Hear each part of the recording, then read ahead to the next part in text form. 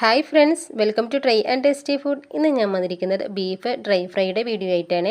ഇതിന് beef chilli എന്നും പറയാറുണ്ട്. ഇത് തയ്യാറാക്കി എടുക്കുന്നതിന് വേണ്ടിയിട്ട് ഞാനിപ്പോൾ ഒരു 1/2 കിലോ എല്ലില്ലാത്ത ബീഫ് എടുത്തിട്ടുണ്ട്. നമ്മൾ ഫ്രഞ്ച് ഫ്രൈസൊക്കെ കട്ട് ചെയ്തെടുക്കുന്ന ആ ഒരു രീതിയിൽ ഇത് നീളത്തിൽ കട്ട് ചെയ്തെടുക്കാനുള്ളതാണ്. അപ്പോൾ ആ ഒരു വലിപ്പം അനുസരിച്ച് വേണം ആദ്യം തന്നെ കഷ്ണങ്ങളാക്കി എടുക്കാൻ. ഇതിലേക്ക് ഞാനൊരു 1/4 ടീസ്പൂൺ അളവിൽ മഞ്ഞൾപ്പൊടി, 1/2 ടീസ്പൂണ് എരിവുള്ള മുളക് പൊടി, 1 ടീസ്പൂണ് കുരുമുളക് പൊടി, 1/2 ടീസ്പൂണ് ഉപ്പ്. ഈ പൊടികളൊക്കെ ഇനി നമുക്ക് ഈ ബീഫിലോട്ട് നല്ലതുപോലെ ഒന്ന് തിരുമ്മിയെടുക്കാം. നമ്മുടെ ഈ ബീഫ് ഒരു 80% വേവിച്ചെടുത്താൽ മതി കേട്ടോ. പിന്നെ നമ്മളിതൊന്ന് ഫ്രൈ ചെയ്തെടുക്കുമ്പോൾ ബാക്കി കുക്കായി കിട്ടിക്കോളും.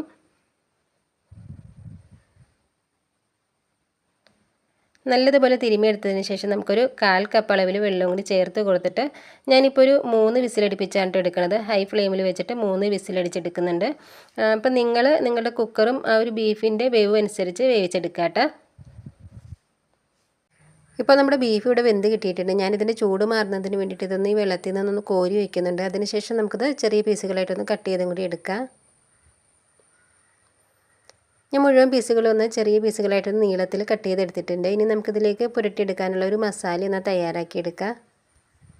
ഈ മസാല തയ്യാറാക്കിയെടുക്കുമ്പോൾ ഇച്ചിരി വലിയൊരു പാത്രം എടുക്കണേ, കാരണം നമുക്ക് ബീഫ് ഇട്ടിട്ടൊന്ന് മിക്സ് ചെയ്തെടുക്കാനുള്ളതാണ്.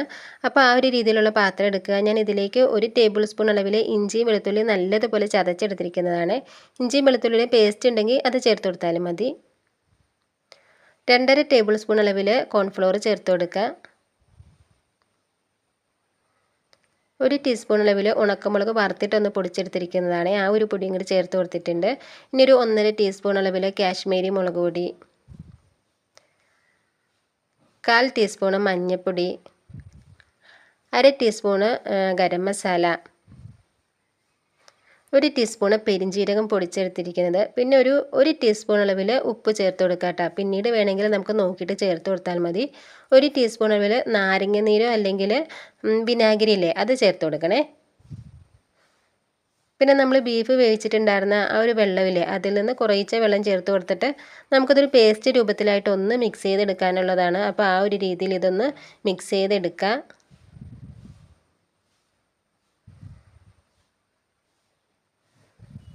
അപ്പോൾ നമ്മുടെ മസാല ഇവിടെ റെഡി ആയിട്ടുണ്ട്. ഇനി ഇതിലേക്ക് നമ്മൾ കട്ട് ചെയ്ത് വെച്ചിരിക്കുന്ന ആ ഒരു ബീഫ് കഷ്ണങ്ങൾ ഫുള്ളായിട്ട് അങ്ങ് ചേർത്ത് കൊടുക്കുക. കഷ്ണങ്ങൾ ചേർത്ത് കൊടുത്തതിന് ശേഷം നല്ലതുപോലെ നമുക്കിതൊന്ന് മിക്സ് ചെയ്തെടുക്കാം. മിക്സ് ആയിട്ടിത് 1 മണിക്കൂർ മാക്സിമം അല്ലെങ്കിൽ അരമണിക്കൂർ ഉറപ്പായിട്ടും റെസ്റ്റ് ചെയ്യാൻ വെച്ചതിന് ശേഷം വേണം കേട്ടോ ഇതൊന്ന് ഫ്രൈ ചെയ്തെടുക്കാൻ. എങ്കിലാണ് ഈ മസാലയൊക്കെ നമ്മുടെ ബീഫിലേക്ക് നല്ലതുപോലെ ഒന്ന് പിടിച്ച് കിട്ടുള്ളൂ. ഇനി നമുക്കത് റെസ്റ്റ് ചെയ്തതിന് ശേഷം ഒന്ന് ഫ്രൈ ചെയ്തെടുക്കാം. ഇനി ബീഫ് ഒന്ന് ഫ്രൈ ചെയ്തെടുക്കാം. ഞാൻ കുറച്ച് വെളിച്ചെണ്ണയാണ് ഈ പാനിൽ ഒഴിച്ചിട്ടുള്ളൂ. കൂടുതൽ ഒഴിച്ചിട്ടുണ്ടെങ്കിൽ പിന്നെ ആ എണ്ണ വെറുതെ വേസ്റ്റ് ആയിട്ട് പോകും. അത് കാരണം ഞാൻ കുറച്ച് വെളിച്ചെണ്ണ ഒഴിച്ചിട്ട് അതിലൊന്ന് മറിച്ചും തിരിച്ചൊക്കെ ഇട്ട് കൊടുത്തിട്ടൊന്ന് ഫ്രൈ ചെയ്തെടുക്കുന്നതേ ഉള്ളൂ. ഇതേപോലെ ഓരോന്ന് വിധം വേണം ഇട്ട് കൊടുക്കാൻ. ഒന്നിച്ചങ്ങ് കൊട്ടിയിട്ടിട്ടുണ്ടെങ്കിൽ ഇത് കോൺഫ്ലവർ ആയതുകൊണ്ട് തന്നെ ചിലപ്പോൾ ഒട്ടി പിടിച്ച് പോവുക. അപ്പോൾ നമുക്ക് ഓരോന്ന് വിധം ഇതേപോലെ ഇട്ട് കൊടുത്തിട്ടൊന്ന് ഫ്രൈ ചെയ്തെടുക്കുക. ഒരു മീഡിയം ഫ്ലെയിമിൽ വെച്ചിട്ട് ഒരു 3-4 മിനിറ്റ് കൊണ്ട് ഇതൊന്ന് കുക്ക് ചെയ്തെടുക്കുക കേട്ടോ. ഒത്തിരി നേരം ഇട്ടിട്ടങ്ങ് ഉണക്കിയെടുക്കരുത്. അങ്ങനെയാണെന്നുണ്ടെങ്കിൽ നമുക്ക് ബീഫ് കഴിക്കുമ്പോഴത്തേക്കും ഭയങ്കര പാടായിരിക്കും കേട്ടോ, നല്ല ബലമായിരിക്കും.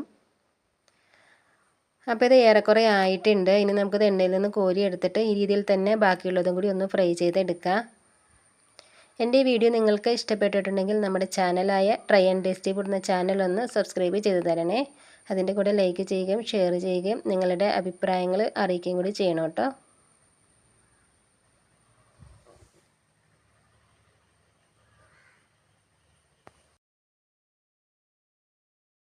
ഇനി ഇതേപോലെ കുറച്ച് പച്ചമുളകൊന്ന് കീറിയിട്ട് കൊടുക്കാം. പച്ചമുളകിന് പകരമായിട്ട് ഉണക്കമുളക് ആണെങ്കിൽ ഉപയോഗിക്കാവേ.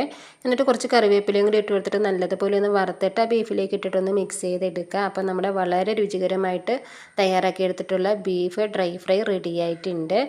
അപ്പോൾ ഇന്നത്തെ വീഡിയോ ഇത്രയേ ഉള്ളൂ കേട്ടോ ഫ്രണ്ട്സ്. ഇനിയിപ്പോൾ നമുക്ക് വ്യത്യസ്തവും രുചികരവുമായിട്ടുള്ള പുതിയൊരു വീഡിയോയിൽ കാണാം.